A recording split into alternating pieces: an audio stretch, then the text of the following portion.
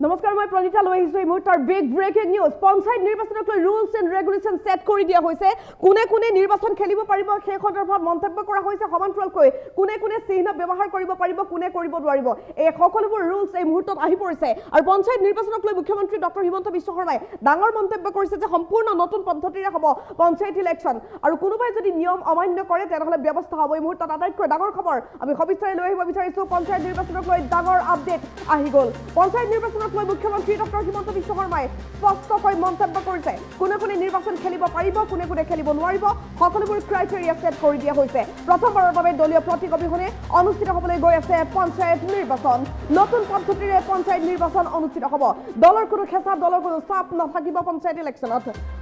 ইলেকশ্যনত কোনো ৰাজনীতি নাথাকিব কোনেও ৰাজনীতি কৰিব নোৱাৰিব আনকি কোনে কোনে নিৰ্বাচন খেলিব পাৰিব সেই সন্দৰ্ভত মন্তব্য কৰিছে মুখ্যমন্ত্ৰী ডক্টৰ হিমন্ত বিশ্ব শৰ্মাই পঞ্চায়ত নিৰ্বাচনত মেম্বাৰত প্ৰতীক চিহ্ন নাথাকে কোনো ৰাজনৈতিক দলে নিজৰ চিম্বলত প্ৰাৰ্থী দিব নোৱাৰিব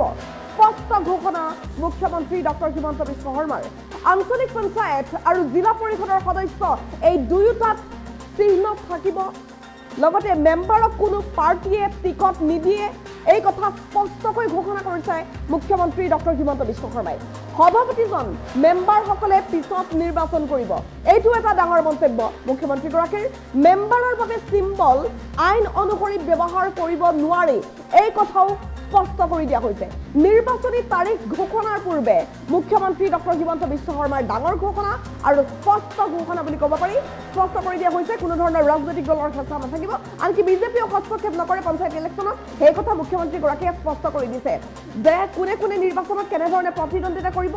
সেই কথা উল্লেখ কৰিছে মুখ্যমন্ত্ৰীগৰাকীয়ে কেনেকুৱা মানুহে পঞ্চায়ত ইলেকশ্যন খেলিব পাৰিব তাৰ বাবে ইতিমধ্যে নিয়মবোৰ বান্ধি দিয়া হৈছে পঞ্চায়ত নিৰ্বাচনৰ বাবে নতুন বিধি ইতিমধ্যে দি দিয়া হৈছে কি বিধি বান্ধি চলিব লাগিব সকলোবোৰ কোৱা হৈছে এটাও নিয়ম যদি উলংঘা হয় পঞ্চায়ত ইলেকশ্যন খেলিব নোৱাৰিব গাঁৱৰ কোন কোন মানুহে কেনেধৰণে ইলেকশ্যন খেলিব সেই সন্দৰ্ভত ঘোষণা কৰা হৈছে আৰু পঞ্চায়ত নিৰ্বাচনত মেম্বাৰত এবাৰ প্ৰতীক চিহ্ন নাথাকে সেই কথা উল্লেখ কৰিছে মুখ্যমন্ত্ৰীগৰাকীয়ে নিশ্চিতভাৱে এটা ডাঙৰ খবৰ আমি জনাই আছো কোনো ৰাজনৈতিক দলে নিজৰ চিম্বলত প্ৰাৰ্থী দিব নোৱাৰিব বুলি ঘোষণা কৰিছে মুখ্যমন্ত্ৰীগৰাকীয়ে লগতে আঞ্চলিক পঞ্চায়ত আৰু জিলা পৰিষদৰ সদস্য এই দুয়োটাতে চিম্বল থাকিব সেই কথা উল্লেখ কৰিছে মুখ্যমন্ত্ৰীগৰাকীয়ে মেম্বাৰক কোনো পাৰ্টিয়ে টিকট নিদিয়ে সেই কথা মুখ্যমন্ত্ৰীগৰাকীয়ে স্পষ্ট কৰি দিছে নিশ্চিতভাৱে যথেষ্ট এটা গুৰুত্বপূৰ্ণ আৰু ডাঙৰ খবৰ আমি জনাই আছো সভাপতিজন মেম্বাৰসকলে পিছত নিৰ্বাচন কৰিব সভাপতিজন ৰাইজে নিজাববীয়াকৈ নিৰ্বাচন নকৰে আৰু মেম্বাৰৰ বাবে চিম্বল আইন অনুসৰি ব্যৱহাৰ কৰিব নোৱাৰে সেই কথা স্পষ্টকৈ ঘোষণা কৰা হৈছে আৰু পঞ্চায়ত নিৰ্বাচন যিকোনো মুহূৰ্তত আজিয়ে ঘোষণা হৈ যাব আৰু পঞ্চায়ত নিৰ্বাচনৰ দিন ঘোষণাৰ লগে লগে নিৰ্বাচনী গৰম বতাহ বলিবলৈ আৰম্ভ হ'ব ৰাজ্যত বিহুৰ সময়ছোৱাতেই নিৰ্বাচনী বতাহ এফালে বিহু আনফালে নিৰ্বাচন পঞ্চায়ত ইলেকশ্যনৰ বাবে সকলোৰে যথেষ্ট অপেক্ষা আছিল উল্লেখ কৰিব লাগিব পঞ্চায়ত ইলেকশ্যন পাতিবলৈ চৰকাৰে প্লেনিং কৰিছিল ফেব্ৰুৱাৰী মাহত জানুৱাৰীৰ শেষৰ ফালে অধিসূচনা জাৰি আৰু ফেব্ৰুৱাৰীৰ 10 তাৰিখৰ ভিতৰত পঞ্চায়ত ইলেকশ্যন শেষ কৰাৰ পৰিকল্পনা কৰিছিল ৰাজ্য চৰকাৰে ইয়াৰ পাছতে হঠাৎ আহিছিল বাধা নিষেধ গুৱাহাটী হাইকোৰ্টৰ তৰফৰ পৰা স্থগিতাদেশ জাৰি কৰা হৈছিল অধিসূচনা জাৰিৰ ক্ষেত্ৰত কাৰণ কেইটামান সমষ্টিক লৈ বিশেষ বাধা নিষেধ আছিল পৰৱৰ্তী সময়ত সেই বাধা নিষেধ আঁতৰি গ'ল যদিও আহি গ'ল মেট্ৰিক আৰু হায়াৰ ছেকেণ্ডেৰী পৰীক্ষাৰ সময় আৰু সেই সময়ছোৱাতেই ডাঙৰ ঘোষণা কৰিলে মুখ্যমন্ত্ৰীগৰাকীয়ে মুখ্যমন্ত্ৰী ডক্টৰ হিমন্ত বিশ্ব শৰ্মাই স্পষ্টকৈ ঘোষণা কৰি কৈ দিলে যে বৰ্তমান সময়ত পঞ্চায়ত ইলেকশ্যন পতাৰ পৰিৱেশ অসমত নাই কাৰণ ল'ৰা ছোৱালীৰ ভৱিষ্যতটো ডাঙৰ ল'ৰা ছোৱালীৰ পৰীক্ষাটো ডাঙৰ গতিকে যিদিনে হায়াৰ ছেকেণ্ডেৰী পৰীক্ষা শেষ হয় সেইদিনাই আমি পঞ্চায়ত নিৰ্বাচনৰ বাবে অধিসূচনা জাৰি কৰিম আৰু নিৰ্বাচনৰ বাবে আমি সকলো প্ৰস্তুতি কৰিম ঘোষণা কৰিছিল মুখ্যমন্ত্ৰীগৰাকীয়ে অৱশ্যে পৰীক্ষাত আউল লগাইছিল কিন্তু মুখ্যমন্ত্ৰী ডক্টৰ হিমন্ত বিশ্ব শৰ্মাই কৈ দিলে যে আমি যদি আৰু পৰীক্ষাৰ কাৰণে ৰৈ থাকোঁ তেনেহ'লে এই বছৰৰ যিটো আমি নিৰ্বাচন পাতিব নোৱাৰিব পাৰোঁ আৰু ইয়াৰ পাছতেই পঞ্চায়ত নিৰ্বাচনৰ বাবে চৰকাৰ সাজু হৈছে স্পষ্টকৈ ঘোষণা কৰি দিয়া হৈছে যে 5 তাৰিখৰ ভিতৰত পঞ্চায়ত ইলেকশ্যনৰ অধিসূচনা জাৰি হৈ যাব আৰু পঞ্চায়ত নিৰ্বাচনৰ দিন ঘোষণা কৰি দিয়া হ'ব মুঠৰ ওপৰত বহাগ বিহুৰ সময়ছোৱাতে পঞ্চায়ত ইলেকশ্যন হৈ যাব এপ্ৰিল মাহতে পঞ্চায়ত নিৰ্বাচন শেষ হৈ যাব সেই কথা ঘোষণা কৰা হৈছে খুব বেছি পঞ্চায়ত ইলেকশ্যন মে মাহৰ হয়তো প্ৰথম সপ্তাহ পাবগৈ পাৰে কিন্তু পঞ্চায়ত নিৰ্বাচন এপ্ৰিলতে শেষ কৰাৰ পৰিকল্পনা ৰাজ্য চৰকাৰে কৰিছে আৰু কোনে কোনে নিৰ্বাচন খেলিব পাৰিব কোনে কোনে খেলিব নোৱাৰে সেই সকলোবোৰ স্পষ্ট কৰি দিয়া হৈছে আৰু নতুন পদ্ধতিৰে এবাৰ পঞ্চায়ত নিৰ্বাচন হ'ব কোনেও নিয়ম অমান্য কৰিব নোৱাৰিব কোনে কোনে নিৰ্বাচন খেলিব পাৰিব সকলোবোৰ নিয়ম সেট কৰি দিয়া হৈছে এটাও নিয়ম উলংঘা কৰিব নোৱাৰিব পঞ্চায়ত নিৰ্বাচনৰ ক্ষেত্ৰত আৰু পঞ্চায়ত নিৰ্বাচনত মেম্বাৰত প্ৰতীক চিহ্ন নাথাকে এইবাৰ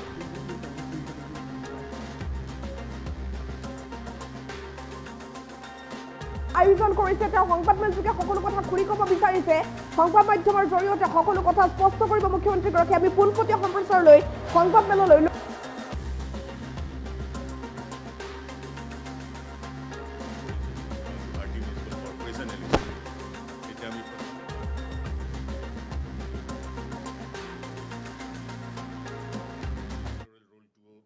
ৰেডি কৰা গৈছিল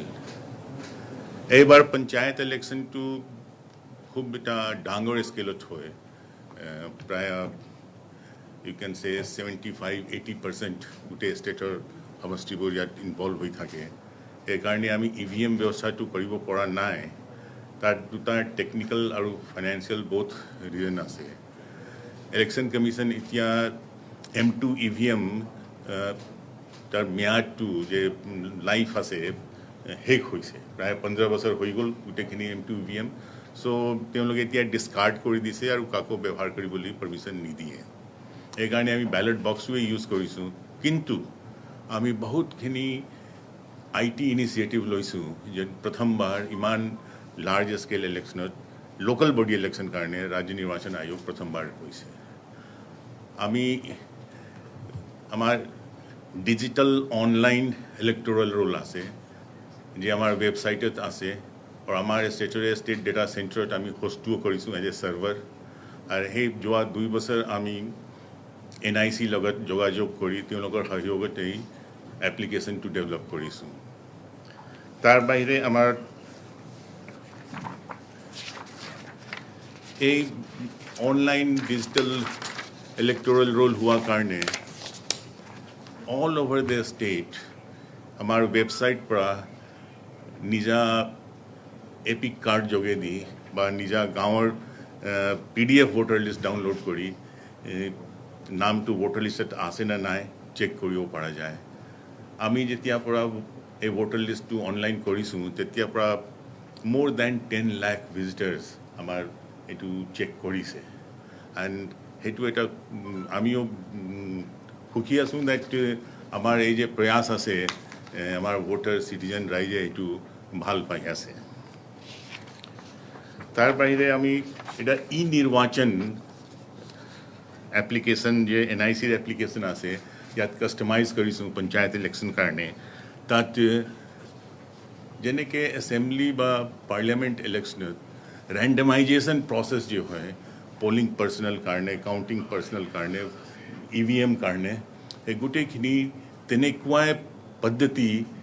পঞ্চায়ত ইলেকশ্যনত প্ৰথমবাৰ কৰা হ'ব জিলা ভিত্তিত যিমান পলিং পাৰ্চনেল আছে প্ৰিচাইডিং অফিচাৰ আৰু পলিং অফিচাৰ তেওঁলোকৰ লিষ্ট সেই এপত আপলোড কৰিব লাগে এপত এলগৰিদম আছে কি যি পলিং অফিচাৰ বা প্ৰিচাইডিং অফিচাৰ আছে তেওঁলোকৰ য'ত নিজা ঘৰ আছে ৱাছ আছে বা য'ত চাকৰি কৰে সেইকেইটা সমষ্টি বাদ দি বেলেগ ঠাইত পষ্টিং কৰিব সিমিলাৰলি কাউণ্টিং কাৰণেও কাউণ্টিং পাৰ্চনেল চিলেকশ্যনটো তাৰ কাৰণে ইয়াতে এপ আছে সেইটোও ৰেণ্ডমাইজ চিলেকশ্যন হ'ব ইমান পৰ্যন্ত কি ব্যালট বক্স কোন ব্যালট বক্স ক'ত যাব তাৰ কাৰণে ৰেণ্ডমাইজ চিলেকশ্যন কৰা আছে প্ৰত্যেক ব্যালট বক্স এটা ইউনিক নম্বৰ দিয়া হ'ব এই নম্বৰটো ডিপেণ্ড কৰিব ব্যালট বক্স বিগ সাইজ আছে মিডিয়াম সাইজ আছে স্মল সাইজ আছে কোন ডিষ্ট্ৰিক্টৰ আছে তাৰ কোড থাকিব আৰু ব্যালট বক্সৰ এটা সিৰিয়েল নম্বৰ থাকে তেনেকুৱা এটা ইউনিক নম্বৰ আহে সেই ইউনিক নম্বৰটো ৰেণ্ডমাইজ কৰা হয় তাৰ বাহিৰে আমি ব্যৱস্থা কৰিছোঁ আপোনাৰ ইলেকশ্যন মেনেজমেণ্ট মনিটৰিং কি আপোনাৰ ৰিয়েল টাইম পলিং কেনেকৈ আমাৰ ৱেবছাইটত ৰিফ্লেক্ট হ'ব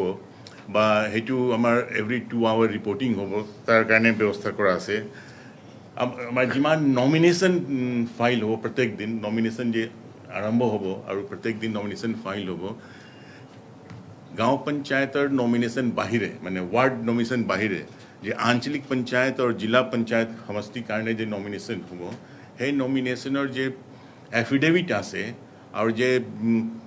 ফৰ্ম আছে এই গোটেইখিনি আপলোড কৰি আমাৰ ৱেবছাইটত আহিব মানুহে চাব পাৰিব নিজা নো ইয়ৰ কেণ্ডিডেট নিজা কেণ্ডিডেটটো তেওঁৰ বায়'ডেটাটো কি আছে তেওঁৰ কি এছেট আছে লাইবিলিটিজ আছে তেওঁৰ ওপৰত কিবা কোনো আইন ভায়োলেট কৰিবৰ কাৰণে কিবা অফেন্স কেছ চলি আছে নেকি আগতে কিবা কনভিকশ্যন হৈছে নে নাই সেই গোটেইখিনি তেওঁৰ ইলেকশ্যন কমিশ্যন অফ ইণ্ডিয়া যেনেকৈ এছেম্বলি অফ পাৰ্লিয়ামেণ্ট মেম্বাৰ কাৰণে যি পদ্ধতি লৈছে সুপ্ৰিম কোৰ্ট আদেশ অন্তৰ্গত চ' সেইটো তাত থাকিব চ' মানুহে মানে ট্ৰান্সপেৰেঞ্চিটো যথেষ্ট আহিব এই পদ্ধতি লোৱাৰ কাৰণে हाँ क्या कि गांव पंचायत समष्टि टू प्रत्येक गांव पंचायत 10टा वार्ड हो प्राय 2200 गांव पंचायत আছে তো 22000 এটু আমার সার্ভার টু মানে ইমান ক্যাপাসিটি নাই আর it will become very difficult to maintain the traffic এই কারণে আমি কৰিছো কি আঞ্চলিক পঞ্চায়তৰ ৰিপ্ৰেজেন্টেটিভ কাৰণে আৰু জিলা পঞ্চায়ত কনস্টিটুৱেন্সি ৰিপ্ৰেজেন্টেটিভ কাৰণে যিমান নমিনেশ্যন আহিব গোটেইখিনি নমিনেশ্যন উইথ এফিডেভিট আমাৰ ৱেবছাইটত আহিব আৰু সেইটো পাব্লিকে চাব পাৰিব আপোনালোক hourly 2 hourly approximate poll percentage আমাৰ পাব পাৰে আমি পেপাৰত এইবিলাক এডভাৰটাইজো কৰি আছোঁ আৰু আগতেও কৰিম ৱেবছাইট এড্ৰেছ দি আৰু ভাবিছোঁ কি এই যে আই টি ইনিচিয়েটিভ যে লোৱা হৈছে এইটো এটা ইউনিক এক্সপিৰিয়েঞ্চ দিব আপোনাৰ চিটিজেনসকলৰ লগত আমাৰ যে যোগাযোগ থাকিব সেইটো এই ইনিচিয়েটিভ জগতে থাকিব আপোনাৰ প্ৰত্যেক জিলাত এটা টল ফ্ৰী নম্বৰো দিয়া আছে কমপ্লেইন কৰিবৰ কাৰণে about model code of conduct কিবা ভায়োলেশ্যন হৈছে বা কি আছে আৰু সেইটো কমপ্লেইনটো কেনেকৈ ৰিড্ৰেচেল হ'ব তাৰ এটা চিষ্টেম কৰি সেই প্ৰচেছটোও ইমপ্লিমেণ্ট কৰা হৈছে এতিয়া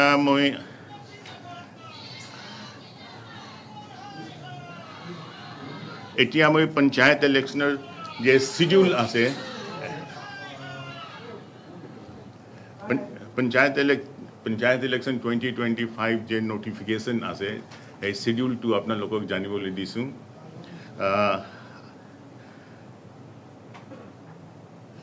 the commission to decide কৰিছে that কাইলে পৰা 3/7/2025 পৰা আপোনাৰ নমিনেশ্যন প্ৰাৰম্ভ হ'ব নমিনেশ্যন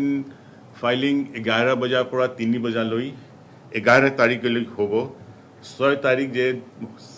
দেওবাৰ আছে সেইটো বাদ দি স্ক্ৰুটনি হ'ব 12 April date of publication of validly nominated candidate যে আছে স্ক্ৰুটনি পাছত সেই দিনাতে ডিক্লেয়াৰ কৰা হ'ব বিহু ছুটিৰ কাৰণে আমি উইথড্ৰল ডেটটো ৰাখিছোঁ 17 April date of publication of contesting candidate সেই দিনাই 17 এপ্ৰিলতো হ'ব ইলেকশ্যনটো দুটা পৰ্যায়ত হ'ব কিন্তু নমিনেশ্যন দুটা পৰ্যায়ৰ কাৰণে সাইমালটেনিয়াছ হ'ব দুটা পৰ্যায়ৰ যে নমিনেশ্যন আছে ফাৰ্ষ্ট ফেজ আছে আপাৰ আসাম আৰু Barak valley first phase district আছে Tinsukia Dibrugarh Charaideo Sivasagar Majuli Jorhat Golaghat Dhemaji Lakhimpur Sonitpur Biswanath Cachar Hailakandi Sribhumi second phase district আছে ধুবৰী সাউথ সালমাৰা মনকচাৰ গোৱালপাৰা বঙাইগাঁও বৰপেটা বজালি নলবাৰী কামৰূপ মেট্ৰো হোজাই নগাঁও মৰিগাঁও আৰু দৰং প্ৰথম ফেজ ইলেকশ্যনটো আছে 2-5 2nd মে 24 ইলেকশ্যন টাইমিংটো আমি দিছোঁ 7:30 বজা ৰাতিপুৱাৰ পৰা গধূলি 4:30লৈকে সেকেন্ড ফেজ ইলেকশ্যন আছে 7-5 7th মে 2025 ৰাতিপুৱা 7:30 পৰা 4:30লৈকে ডেট এণ্ড টাইম অফ ৰিপোল যদি দৰকাৰ হয় ফাৰ্ষ্ট ফেজ কাৰণে আছে 4 মে 4th May 2025 and second phase কাৰণে আছে 9th May 2025 date of counting আছে 11th মে দুটাই ফেজ কাৰণে ৰাতিপুৱা 8টা বজাৰ পৰা হেতু আছে আপনার ইলেকশন শিডিউল মই একবার আরো গাই দিছো issue of notice of election by district commissioners both phase 3rd April 2025 last date of filing nomination 11th April 2025 Scrutiny of nomination papers, 12th April 2025. Date of withdrawal, 17th April 2025 up to 3 p.m. Date of publication of list of contesting candidates, 17th April 2025 after 3 p.m.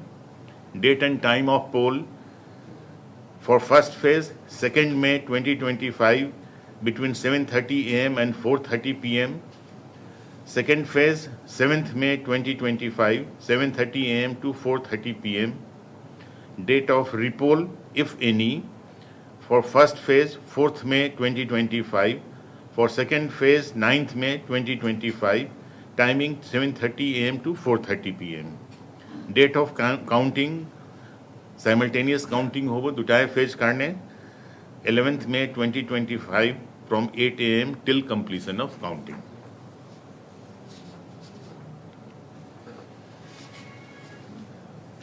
এতিয়া আমাৰ voter সংখ্যাটো এই পঞ্চায়ত ইলেকশ্যনত আছে 1,80,36,682 আমি press ব্ৰিফটো circulate কৰিম মানে তাত ডিটেইলছটো আছে 1,80,36,682 1,80,36,682 ইয়াত অলপ নম্বৰটো চেঞ্জ কৰিব পাৰে কিয়নো কি আমি এতিয়াও ওপেন ৰাখিছোঁ যিসকলে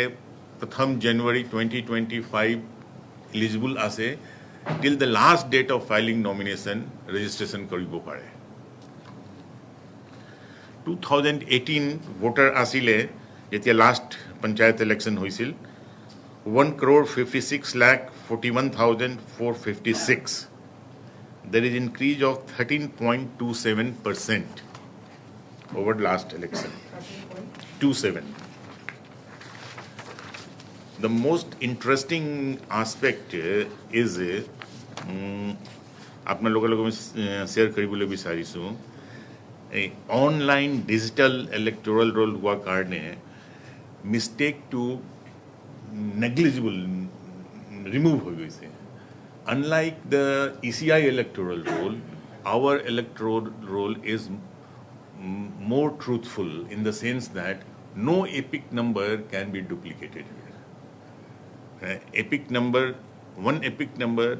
the voter will be at only one place and he has to be a voter in the assembly roll at that place. So, hey, Khatankara, we say this is an improvement we have brought. There cannot be any duplicacy of epic number in the panchayat electoral roll. Aru tar karne complexion to alop change korise. Last panchayat electoral roll apnar male and female je voter hankhya asile, there was a gap of about 6 lakhs. Men 81 lakh, women 75 lakh. Prior asile. This gap has reduced now. Men 90,71,264, women 89,65,010.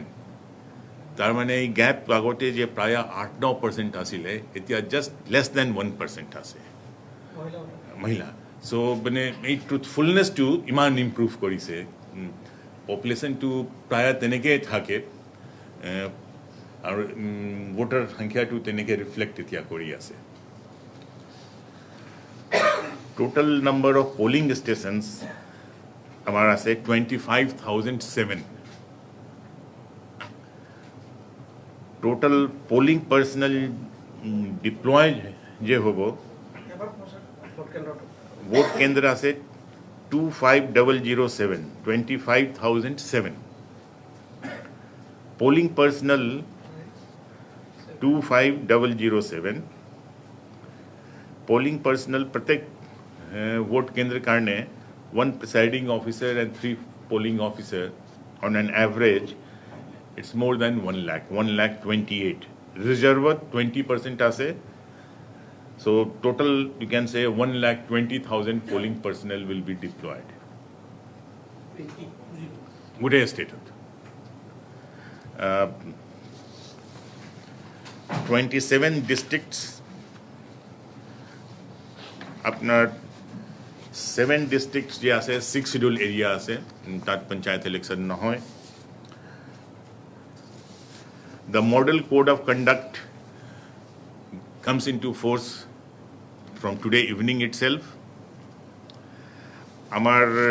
Press ব্রিফত আপনার দিয়া আছে important aspects of model code of conduct.